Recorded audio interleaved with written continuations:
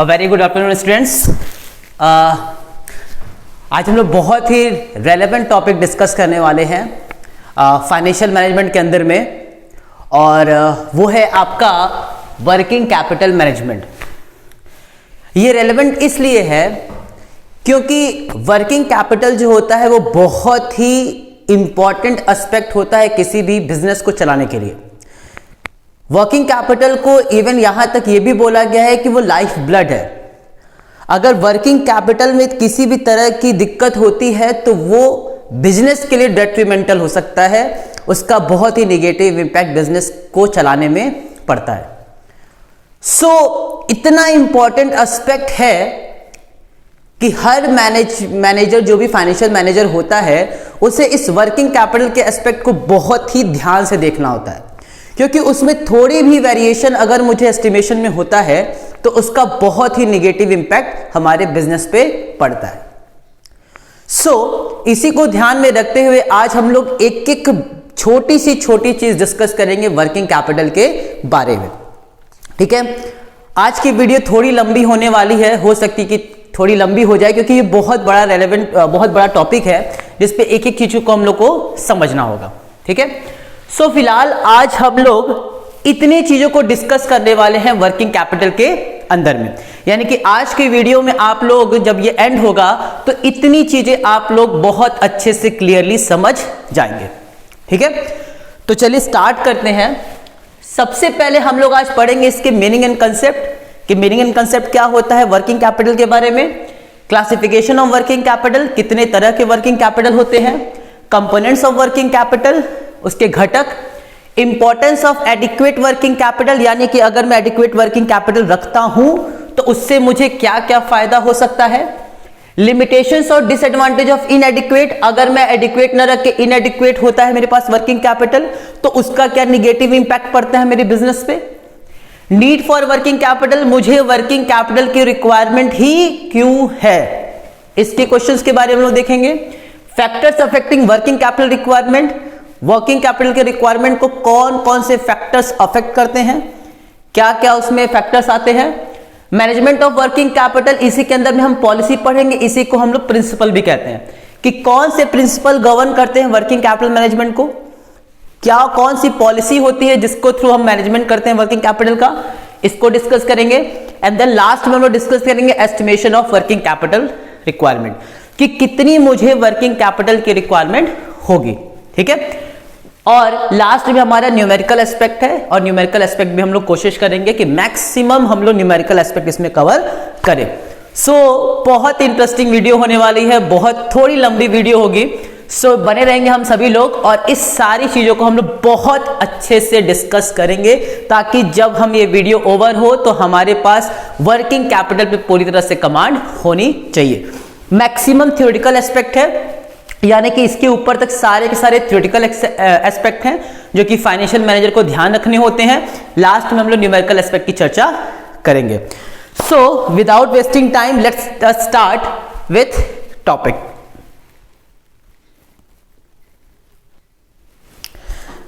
Okay, आप लोग बचपन में बैलेंस शीट बनाते होंगे या हम लोग बैलेंस शीट बनाते थे तो उसमें हम लोग देखते थे असेट के साइड में, जब हम लोग बैलेंस शीट बनाते थे तो वहां असेट के साइड में एक हमें दिखता था नॉन करेंट एसेट्स और एक दिखता था हमें करेंट एसेट्स। ठीक है, अगर मैं बैलेंस शीट बनाता था तो एक तरफ हमको मिलता था नॉन करेंट एसेट्स और एक तरफ क्या होता था करेंट एसेट्स। और ये जो नॉन करेंट एसेट्स होते हैं they are basically for long term purpose या लॉन्ग टर्म ऑपरेशन के लिए होता है। सर, लॉन्ग टर्म ऑपरेशन का मतलब कि सपोज मैं लैंड खरीदता हूं, मैं बिल्डिंग खरीदता हूं, मैं इन्वेस्टमेंट करता हूं, तो इन सब को खरीदने का, या मैं मशीन खरीदता हूं फॉर प्रोडक्शन पर्पस, इन सब को खरीदने का मेरा मकसद ये होता है कि ये यूज होंगे for long term production purpose, इनका हम इस्तेमाल करेंगे लॉन्ग टर्म प्रोडक्शन पर्पस के लिए, ये लंबे समय के लिए हमारे पास रहेंगे। जब हम करंट एसेट्स की बात पढ़ते थे तो current assets are those assets which can be converted into cash और which can be matured within 1 year.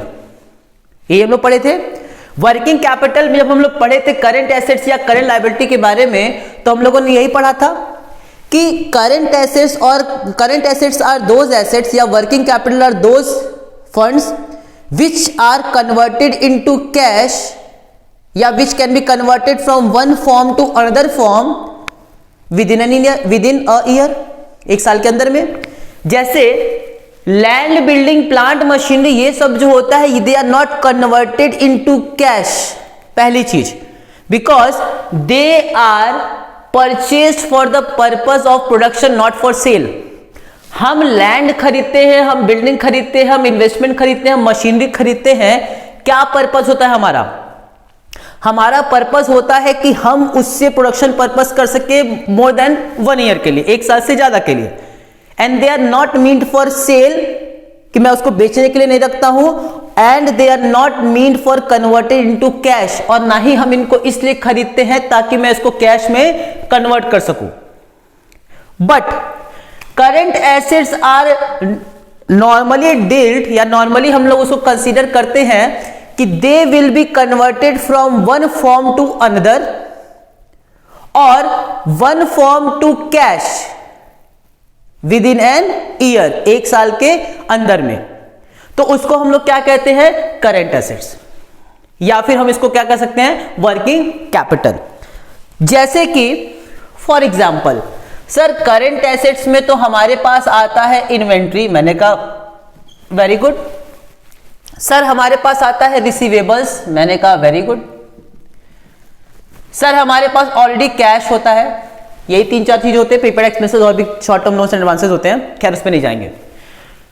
अब ये जो इन्वेंट्री है या स्टॉक है, ये जो रिसीवेबल्स है या डेटर्स है या जो कैश है, इन्वेंट्री जो है वो कन्वर्ट हो जाता है या तो रिसीवेबल्स में जब हम उसको सेल आउट कर देते हैं, और रिसीवेबल्स से जब पैसा मिलता है तो वो कन्वर्ट हो जाते हैं कैश में। It means they are converted from one form to another within an year. तो ऐसे एसेट जो कि 1 साल के अंदर में कैश में कन्वर्ट हो जाए या एक फॉर्म से दूसरे फॉर्म में कन्वर्ट हो जाए, इसको हम क्या कहते हैं? करंट एसेट्स, या फिर कह सकते हैं वर्किंग कैपिटल। क्लियर हो गया? Yes sir. वो फंड या वो एसेट जो मैंने इंप्लॉयड किया है, अप्लाई किया है, जो कि 1 साल के अंदर में कन्वर्ट नहीं हो पाते हैं कैश में, या एक फॉर्म से दूसरे फॉर्म में कन्वर्ट नहीं हो पाते हैं, उनको हम वर्किंग कैपिटल नहीं कहते। तो सर इतनी बात मुझे समझ में आ गई। अगर शॉर्ट में मुझे वर्किंग कैपिटल समझना हो तो working capital are those fund which are applied and can be converted into cash or in any other form within a short period, normally less than a year। Clear हो गया? यानी कि working capital वो fund होता है जो कि हम अप्लाई करते हैं करंट एसेट्स के फॉर्म में, जिसको कि हम कैश में कन्वर्ट कर दे 1 साल के अंदर में, या अपने फॉर्म से दूसरे फॉर्म में कन्वर्ट कर दे 1 साल के अंदर में, उसको हम क्या कहते हैं? Working capital. दैट्स इट, उससे अधिक मुझे जानने की जरूरत नहीं है। सो वर्किंग कैपिटल हमारे पास इतना क्लियर हो गया। कुछ लोग ये भी कहते हैं कि वर्किंग कैपिटल को हम इस्तेमाल करते हैं for day to day operation. Obvious सी बात है, they are day to day operation. भाई ये पैसा मुझे चाहिए, ब्लॉक हो गया है 1 साल से ज्यादा के लिए, अगर आज की डेट में मुझे पैसा चाहिए होगा तो मुझे इसको सेल आउट करना होगा, तो दिक्कत हो सकती है। इसीलिए हम अपने पास कुछ पैसा रखते हैं हाथ में, या कुछ ऐसे पैसे रखते हैं जिसको कि हम जल्दी से जल्दी कैश में कन्वर्ट कर सके for day to day operation. Clear हो गया? They are for long term operation and they are for short term operation और day to day operations. Okay sir, एकदम क्लियर हो गया कि वर्किंग कैपिटल एक्चुअल में होता क्या है। अब समझते हैं what are the concepts of working capital. आखिर वर्किंग कैपिटल के कंसेप्ट क्या है? 2 तरह की विभूतियां आई। फाइनेंशियल मैनेजमेंट के अंदर में जब हम पढ़ रहे थे वर्किंग कैपिटल, तो दो तरह के थॉट, स्कूल ऑफ थॉट आए। एक ने कंसेप्ट दिया ग्रॉस वर्किंग कैपिटल का और एक ने कंसेप्ट दिया नेट वर्किंग कैपिटल का। ठीक है, सो हम लोग जब कंसेप्ट की बात करते हैं तो we have two concepts. Okay sir, पहला कंसेप्ट क्या है सर? पहला कंसेप्ट है ग्रॉस वर्किंग कैपिटल का। पहला जो कंसेप्ट है वो है ग्रॉस वर्किंग कैपिटल का। ठीक है, ग्रॉस वर्किंग कैपिटल का।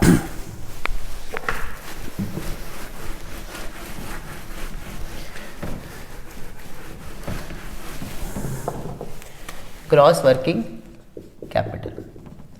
और दूसरा जो कंसेप्ट है वो है नेट वर्किंग कैपिटल। ये दोनों है चीजें सेम, बस थोड़ा सा अंतर है। ग्रॉस का मतलब होता है बल्क में या विदाउट डिडक्टिंग एनीथिंग। जैसे हम लोग ग्रॉस प्रॉफिट पढ़ते थे और नेट प्रॉफिट पढ़ते थे, तो ग्रॉस प्रॉफिट का मतलब बिल्कुल सकल यानी कि टोटलिटी में, और नेट का मतलब कि मैंने उसमें से कुछ चीजें माइनस कर दी तो आ गया नेट। इसका मतलब ग्रॉस का मतलब होता है without any deduction in totality, और नेट का मतलब होता है आफ्टर डिडक्शन या आफ्टर कुछ चीजें हटा करके नेट। अब दो स्कूल ऑफ थॉट थे, एक थे ग्रॉस की बात करता है और एक किसकी बात करता है? नेट का। आओ समझते ग्रॉस वर्किंग कैपिटल क्या होती है। ग्रॉस कैपिटल वर्किंग कैपिटल का मतलब होता है gross current assets. Gross current assets, ठीक है। अब ये ग्रॉस करेंट एसेट्स क्या होता है? ग्रॉस करेंट असेट्स का मतलब होता है टोटल ऑफ करेंट एसेट्स। काम खत्म। Total of current assets, total of current assets. और जब हम नेट की बात करते हैं तो हम लोग बात करते हैं net current assets. Net current assets, या कह सकते हैं इसको कि current assets minus current liability. ये तो हम लोगों ने बचपन से पढ़ते आए हैं, 11, 12 जब बचपन में पढ़े तब तो यही पढ़े हैं कि वर्किंग कैपिटल का मतलब वर्किंग कैपिटल का मतलब क्या होता है? Current assets minus current liability. This is called net working capital approach और this is called gross working capital approach. अब मामला फंसा कि सर ये होता क्या है? ग्रॉस करेंट एसेट्स का मतलब होता है टोटल ऑफ करेंट एसेट्स। मुझे कितना करेंट असेट चाहिए, काम खत्म। मुझे कितना करेंट एसेट चाहिए, काम खत्म। भाई सिंपल सी बात है, देखो ना, मुझे इन्वेंट्री चाहिए 1000, मुझे रिसीवेबल्स हैं 2000। ठीक, इतनी बात समझ में आई? इतना मेरे पास क्या है? और ऑब्वियस सी बात है कि इन्हीं के थ्रू, या और हमारे पास कैश है कुछ, मान लेते 3000, मुझे इन्हीं के थ्रू प्रोडक्शन पर्पस पे ध्यान देना है, अपने बिजनेस को चलाना है। इन्हीं के थ्रू हमको क्या करना है? अपने बिजनेस को चलाना है। और इसी से तो मुझे इन्वेस्टमेंट, इसी इन्वेस्टमेंट पे मुझे क्या आएगा? पैसा आएगा। भाई इन्वेंट्री को सेल करूंगा तो पैसा आएगा, कैश है तो मैं उसको कहीं लगा सकता हूं, रिसीवेबल से पैसा मिलेगा तो मैं कहीं लगा सकता हूं। भाई इन्हीं चीजों से तो हम पैसा लगा करके इन्वेस्टमेंट पे पैसा कमाएंगे। तो ये जो थॉट वाले लोग थे, इन्होंने करंट लायबिलिटी को कुछ नहीं समझा।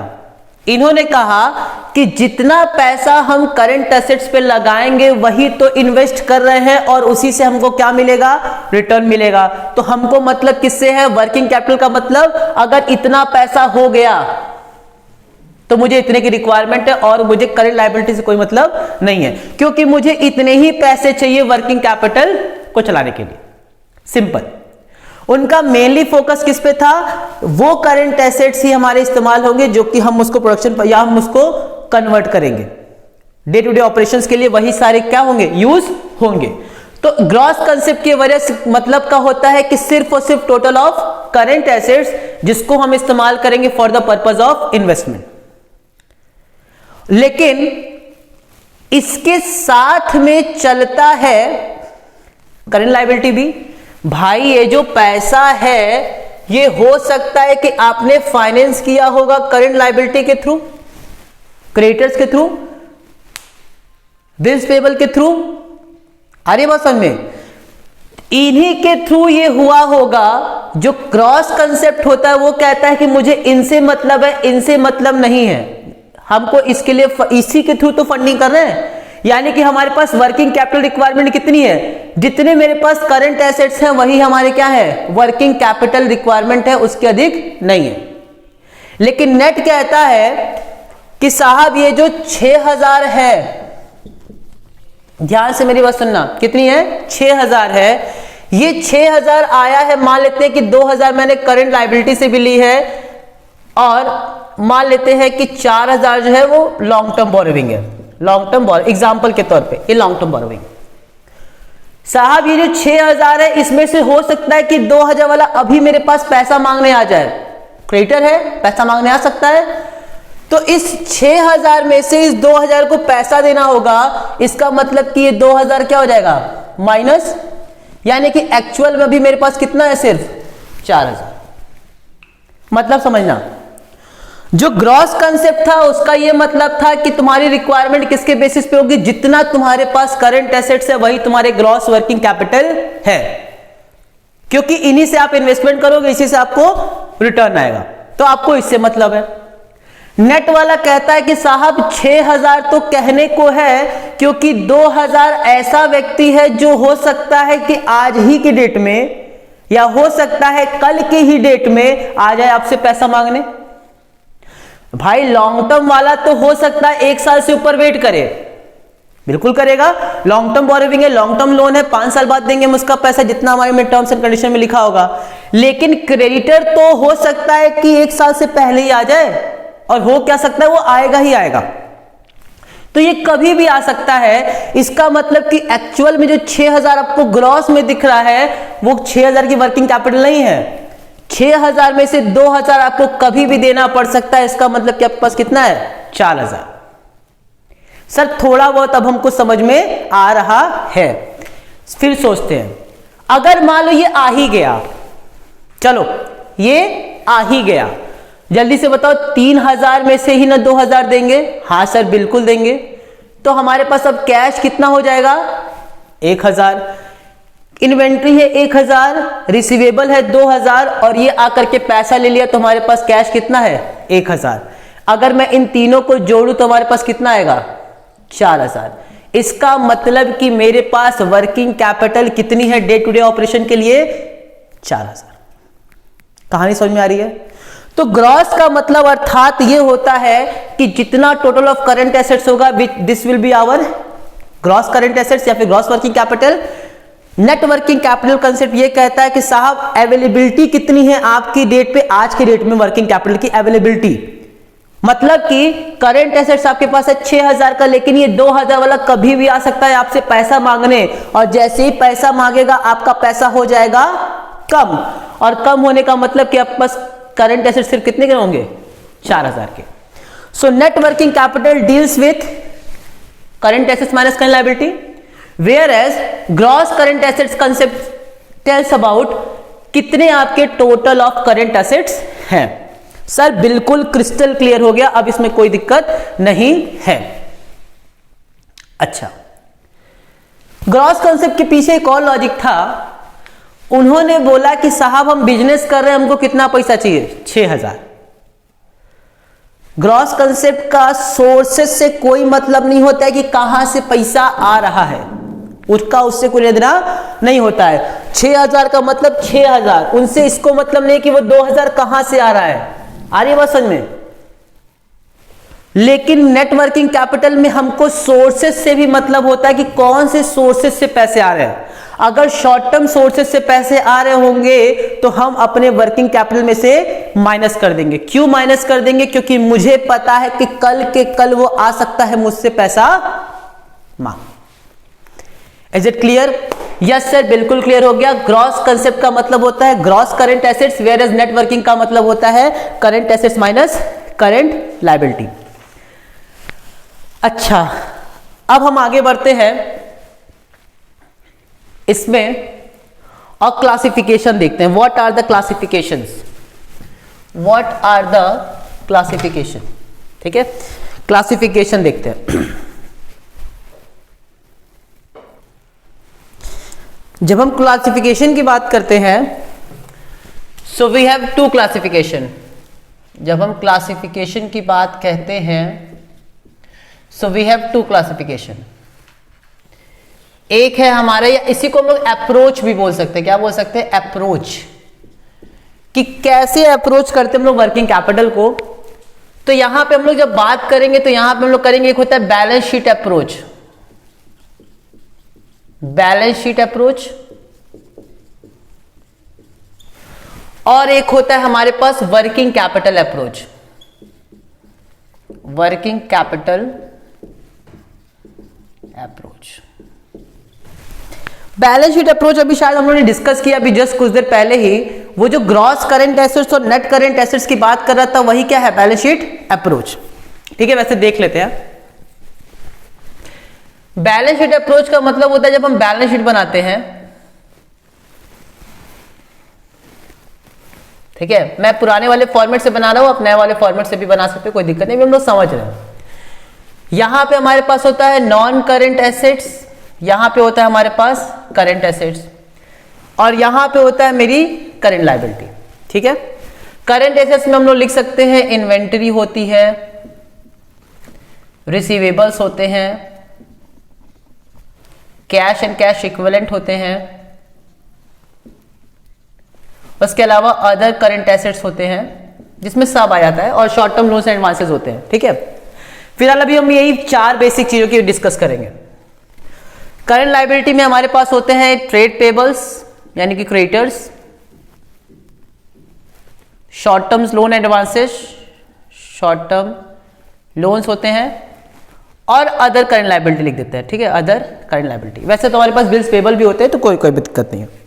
ठीक है, बैलेंस शीट अप्रोच ये कहता है साहब कि जब आप कभी वर्किंग कैपिटल निकालोगे, जब आप कभी भी क्या निकालोगे? वर्किंग कैपिटल, तो सारे करंट एसेट्स को जोड़ देना, सारी करंट लायबिलिटीज को जोड़ देना, और करंट एसेट्स में से करंट लायबिलिटी माइनस कर देना, खत्म। यानी कि वर्किंग कैपिटल अगर निकालने का तरीका क्या होगा? अगर मैं बैलेंस शीट अप्रोच लगाता हूं, मैं कौन सा अप्रोच लगाता हूं? Balance sheet approach. तो बैलेंस शीट अप्रोच का मतलब होता है कि जितने भी करंट एसेट्स होंगे वो लिख देना, जितनी भी करंट लायबिलिटी होगी उसको माइनस कर देना। This is called current assets minus current liability which is known as working capital. काम खत्म। ठीक है, करंट एसेट्स में इतने मेरे अमाउंट लगे, करंट लायबिलिटी में मेरी इतनी अमाउंट लगी। ठीक, so this is called what? Balance sheet approach. That's it, इससे ज्यादा हमको जानने की जरूरत नहीं है। बात करते हैं हम लोग ऑपरेटिंग साइकिल, जो कि मोस्ट, ये थोड़ा इंपॉर्टेंट है। बैलेंस शीट अप्रोच में तो कुछ नहीं ऐसा था, but in operating cycle approach we have to study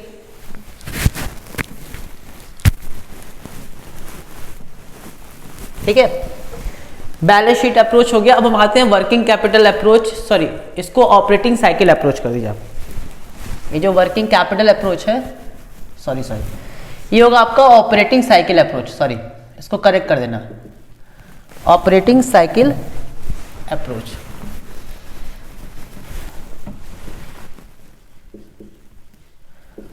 operating cycle approach, okay, this is operating cycle approach. Operating cycle approach और प्रोडक्शन साइकिल अप्रोच दोनों क्या है? सेम है। देखो, जब कभी भी मेरे पास कैश होता है, क्या होता है? कैश होता है। ठीक है, whenever we have cash with us, so in such case whenever we have cash with us, हम इससे खरीदते हैं रॉ मटेरियल। क्या खरीदते हैं? Raw material. रॉ मटेरियल इसलिए खरीदते हैं ताकि हम उससे प्रोडक्शन पर्पस कर सके, फॉर प्रोडक्शन पर्पस। अब ये रॉ मटेरियल कन्वर्ट होता है WIP यानी कि वर्क इन प्रोग्रेस में, वर्क इन प्रोग्रेस में। यही वर्क इन प्रोग्रेस कन्वर्ट होता है फिनिश गुड्स में,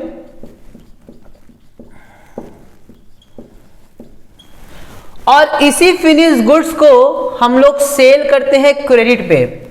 किस पे? क्रेडिट पे, क्रेडिट सेल। तो वो हमारा बनता है अकाउंट रिसीवेबल्स या फिर डेटर्स, जिसको हम लोग बोलते हैं अकाउंट रिसीवेबल्स।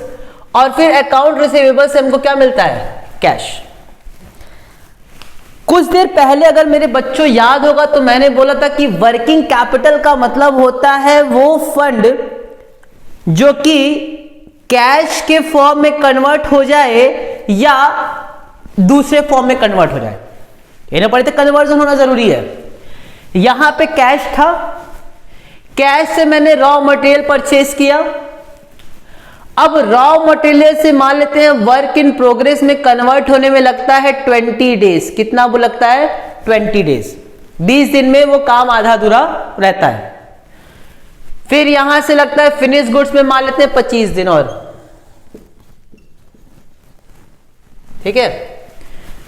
फिर 25 दिन के बाद इसको हम बेचते हैं फिनिश्ड गुड्स में, और ये होता है रखे रखे मेरा पड़ा था, कोई ग्राहक ही नहीं आ रहा था। ग्राहक आया 20 दिन बाद, तो यहां लिख देंगे 20 दिन और फिर ग्राहक को मैंने दिया 60 दिन का समय। 60 दिन बाद उसने पैसा दिया। कैश मेरे पास था, हो सकता है रॉ मटेरियल खरीदने में टाइम लग जाए, यानी कि रॉ मटेरियल आने में टाइम लगे। मान लेते हैं हमको टाइम लग गया 15 दिन। मैंने कैश दिया, रॉ मटेरियल आने में टाइम लग गया कितना? 15 दिन। कैश मेरे पास से चला गया।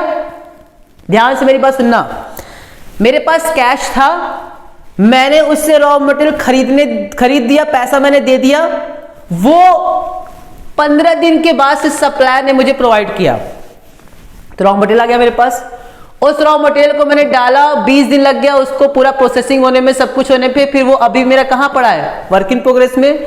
फिर उसको कन्वर्ट होने में कितना लग गया? फिनिश गुड्स 25 दिन, यानी कि 15 इधर, 20 इधर और 25 इधर। तो 15 और 20 कितना हो गया? 35। इसको नोट भी करते चलो, 15 दिन प्लस 20 दिन प्लस 25 दिन। फिनिश गुड जब बन के तैयार हो गया तो मैंने उसको बेचा। ग्राहक खोजने में टाइम लग गया हमको, ग्राहक खोजते खोजते खोजते खोजते, यानी कि बन के रखा हुआ है यहां पे पूरी तरह से। ग्राहक खोजने में मुझे टाइम लगा। ग्राहक मुझे मिला कब? 20 दिन के बाद, यानी कि 20 डेज और फिर इस ग्राहक को मैंने कितने दिन का समय दिया? 60 दिन का। तो इसने मुझे पैसा दिया 60 दिन के बाद, यानी कि टोटल मेरे दिन लग गए 15, 20, 35, 35, 5, 40, 20, 60, 20, 80 और 60, 140 दिन, 140 डेज। यानी कि वर्किंग कैपिटल को जो कन्वर्ट, यानी कि कैश के बाद से अगेन कैश आने पे मेरे पास कितना दिन लग रहा है? 140 दिन। यानी कि जो वर्किंग कैपिटल की रिक्वायरमेंट है वो मेरे पास 140 दिन के लिए रहेगी, क्योंकि 140 दिन पहले मेरे पास कैश था, अब 140 दिन बाद मेरे पास कैश आएगा। तो मुझे कैश की रिक्वायरमेंट पड़ सकती है कभी भी बीच में। तो ये जो कैश की रिक्वायरमेंट मुझे पड़ेगी, तो जो भी हम फंड लेंगे, सर फंड कैसा? मैंने बोला कि मैं करंट लायबिलिटी से पैसा मांगूंगा। ओके सर, ट्रेड पेबल से या फिर शॉर्ट टर्म लोन्स एडवांसेस कम लेते हैं। शॉर्ट टर्म लोन्स एडवांसेस लेंगे या कहीं से भी लेंगे, पैसा लेंगे। और कितने दिन के लिए पैसा लेंगे? 140 दिन के लिए पैसा लेंगे, क्योंकि 140 दिन तक मेरे पास पैसा नहीं रहेगा।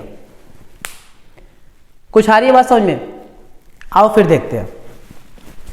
तुम्हारे पास 10,000 रुपया कैश में था, तुमने उससे सामान खरीद दिया 10,000 का। जल्दी से बताओ तुम्हारे पास कितना पैसा? 0 दे दिया।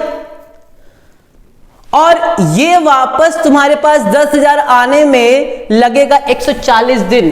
कितना दिन? 140 दिन। तो जल्दी से बताओ तुम्हारे पास कितने दिन तक पैसा नहीं रहेगा? सर मेरे पास पैसा नहीं रहेगा 140 दिन तक। आ रही बात समझ में? अब जब 140 दिन तक पैसा नहीं रहेगा तो तुमको पैसा चाहिए ना अपने पास रखने के लिए। क्यों? क्योंकि 140 दिन तक तुम्हारे पास एक भी रुपया नहीं है। अचानक से कोई कंटिजेंसी आ गई, अचानक से कोई परचेज, तुमको और कोई सामान खरीदना हुआ, अचानक से सपोज तुम्हारे पर कोई लायबिलिटी आ गई तो तुम्हारे पास कैश तो है नहीं, तो इसीलिए बोला गया कि डे टू डे एक्टिविटी करने के लिए आपके पास कैश होना चाहिए। और वो कैश कितने दिन तक रखो अपने पास? 140 दिन तक, क्योंकि 140 दिन के बाद से तुमको वापस क्या मिलेगा? पैसा मिलेगा। तो जब 140 दिन के लिए पैसा रखना है तो वो पैसा कहां से आएगा? वो पैसा आएगा करंट लायबिलिटी से या फिर लॉन्ग टर्म लोन से। भाई उधार देना पड़ेगा हमको। अब अपना एसेट तो बेचेंगे नहीं, तो हम कहां से पैसा लेंगे? शॉर्ट टर्म लोन ले सकते हैं या फिर लॉन्ग टर्म लोन। हम लोग उस पर डिस्कस करेंगे कहां से ले सकते हैं। लेकिन मेरे मुद्दे की बात यह है कि मेरे पास वर्किंग कैपिटल रिक्वायरमेंट कितने दिन के लिए रहेगी? 140 डेज, और इसको बोलते हैं operating cycle approach. Operating cycle approach आ रही बात समझ में? जिसमें हम लोग को जितना कन्वर्जन का डेट लगेगा उतने दिन के लिए मुझे चाहिए पैसा। Is it clear? Yes sir. यानी कि ऑपरेटिंग साइकिल अप्रोच का मतलब होता है कैश जब मेरा फंसता है, देखो यहां पे भी ब्लॉकेज है, यहां पे भी ब्लॉकेज है, यहां पे भी ब्लॉकेज है, यहां भी ब्लॉकेज है, हर जगह ब्लॉकेज है, यानी कि मेरा कैश फंसा हुआ है। तो मुझे अगर अचानक से रिक्वायरमेंट होगी तो मुझे 140 दिन तक अपने पास पैसा रखना पड़ेगा, और उसी के लिए हमको वर्किंग कैपिटल रिक्वायरमेंट देखना पड़ेगा। ठीक, ओके सर, क्लियर है। तो हमारे पास क्लासिफिकेशन भी ओवर हो गया। दो तरह से क्लासिफाई किया गया है, एक है आपका बैलेंस शीट अप्रोच और एक है आपका ऑपरेटिंग साइकिल अप्रोच। ठीक है, अब हम लोग आगे बढ़ते हैं और हेडिंग डालिए आप components of working capital. What are the components of working capital? Most important topic. ठीक है, वर्किंग कैपिटल के components. What are the components of working capital? Components of working capital के अंदर में है कंपोनेंट्स ऑफ वर्किंग कैपिटल।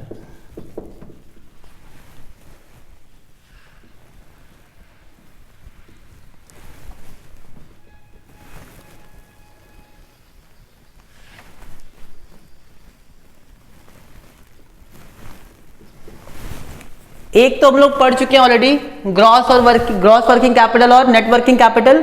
ठीक है, इसको बेसिकली हम लोग कहते हैं ऑन द बेसिस ऑफ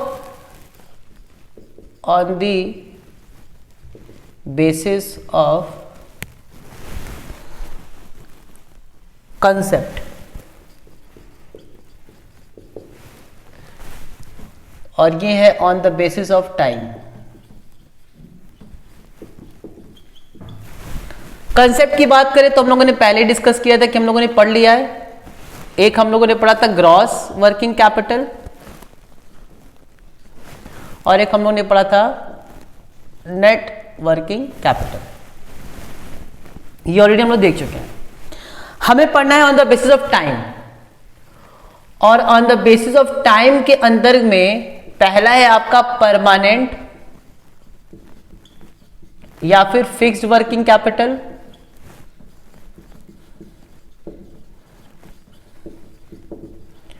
और दूसरा है आपका टेम्परोरी या फिर सीजनल भी कह सकते हो, सीजनल वर्किंग कैपिटल। चलिए आइए समझते हैं क्या होता है। बहुत इंपॉर्टेंट कंसेप्ट है, याद रखिएगा, बहुत ही ज्यादा रेलेवेंट टॉपिक है।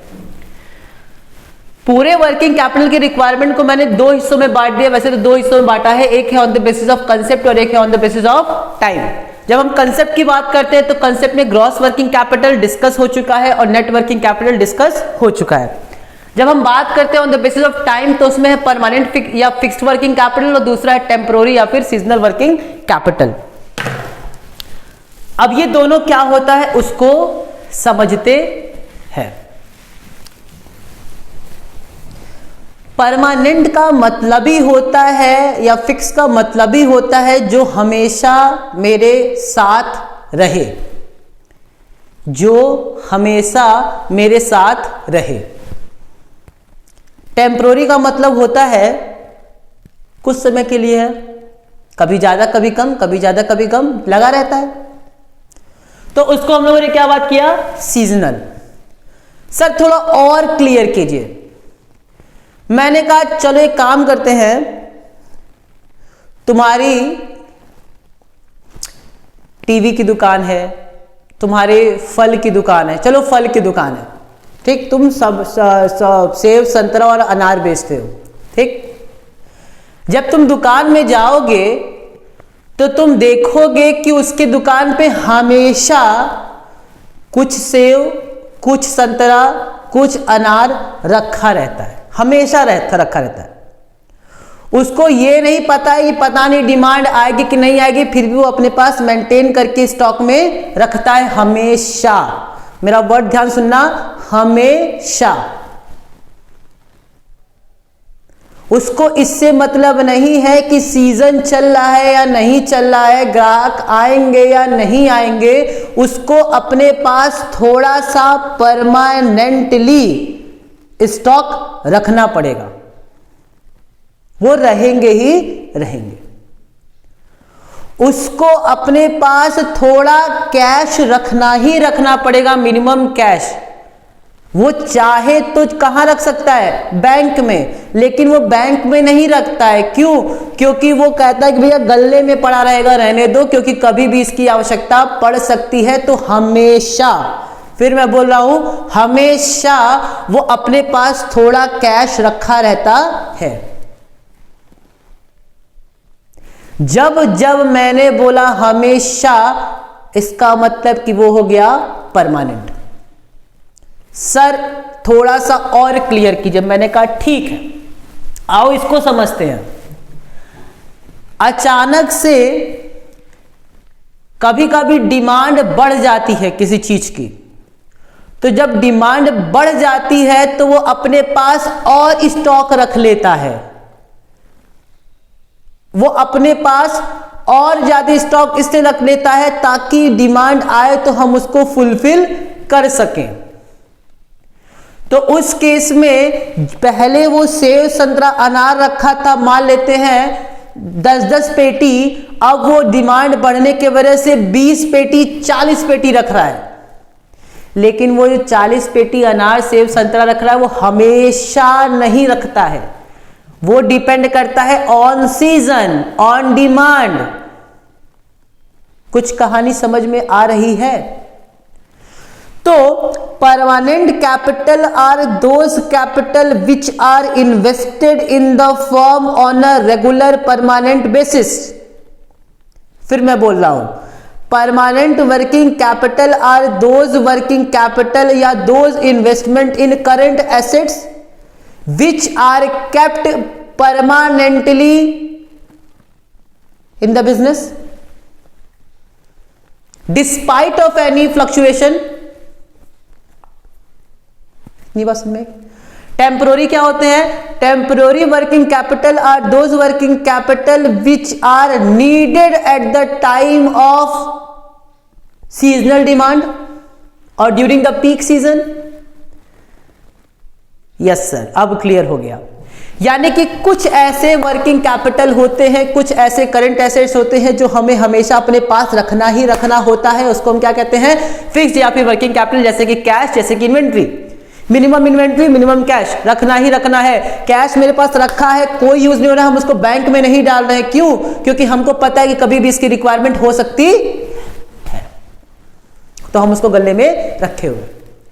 टेम्पोररी का मतलब है मिनिमम मैंने इतना रखा था, परमानेंट अब उसके ऊपर मुझे, उसके ऊपर परमानेंट मैंने रखा था, उसके ऊपर अब मुझे रिक्वायरमेंट हो सकती है, उसको मैं क्या बोलूंगा? टेम्पोररी। सर अब तो बिल्कुल क्रिस्टल क्लियर हो गया। ये है आपका फर्म, ये है क्या? आपकी फर्म, और ये आप बिजनेस करते हो। आपको परमानेंट कैपिटल तो चाहिए ही चाहिए, परमानेंट वर्किंग कैपिटल तो चाहिए ही चाहिए।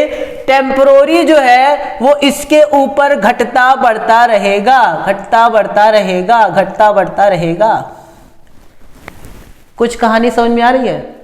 हाँ सर। ये फिक्स्ड वर्किंग कैपिटल तो आपकी फिक्स रहेगी ही रहेगी, यानी कि मैं रखता हूं 2000 की इन्वेंट्री और 1000 रुपया कैश में कम से कम, 1000 से कम कैश नहीं रखेंगे और 2000 से कम इन्वेंट्री नहीं रखेंगे, यानी कि 3000 तो तुमको हमेशा रखना है।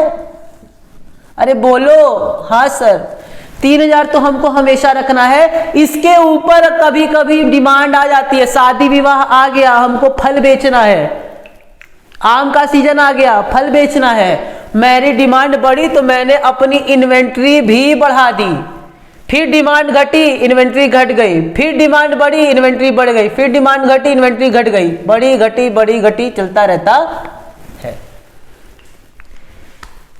आ रही है कहानी समझ में? टेम्पोररी और फिक्स्ड, यस सर। कभी कभी क्या हो, जिसको हम लोग कहते हैं टेम्पोररी और इसको कहते हैं फिक्स। बिल्कुल सर क्लियर है। अब सुनो ध्यान से मेरी बात।